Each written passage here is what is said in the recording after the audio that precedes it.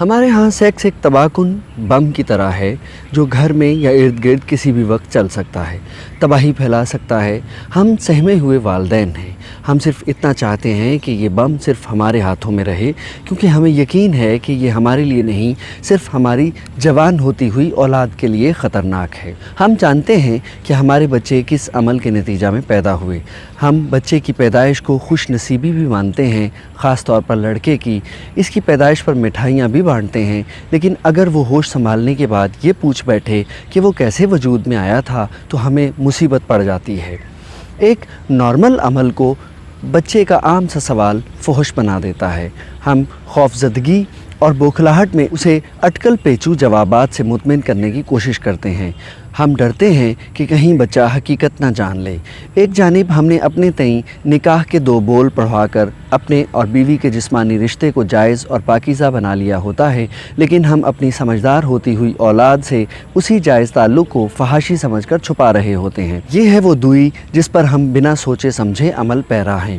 ہمارے پاس اس سوال کا کوئی مناسب جواب نہیں ہوتا کہ ہم بچوں کے سوال کا درست جواب کیوں نہیں دے پا رہے۔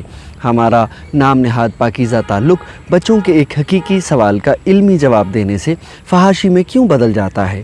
سوال تو یہ ہے کہ کیا تولید کا عمل واقعی فحش ہے یا ہم نے اپنی کم علمی اور غلط تربیت کے نتیجہ میں اسے گندا مان لیا ہے؟ عام آدمی کا مسئلہ یہ ہے کہ وہ نہ صرف اپنی تربیت کے گھسے پٹے طریقوں پر کبھی غور نہیں کرتا، بلکہ مزید یہ کہ اپنی اولاد پر بھی بلا سوچے سمجھے انہی طریقوں کو لاگو کر کے ان کی زندگی کو مجہول بنا دیتا ہے۔ بچے کا ماحول کتنا ہی بند، محدود یا سادہ کیوں نہ ہو، تجسس کہیں نہ کہیں سے جاگ پڑتا ہے۔ وہ اکثر سوچتا ہے کہ وہ کس طرح سے اس دنیا میں وارد ہوا تھا، مگر اس کا کیا کیا جائے کہ اسے والدین، بزرگوں اور اساتذہ سے اپنی ہی پیدائش کے بارے میں جاننے کی اجازت نہیں ہوتی۔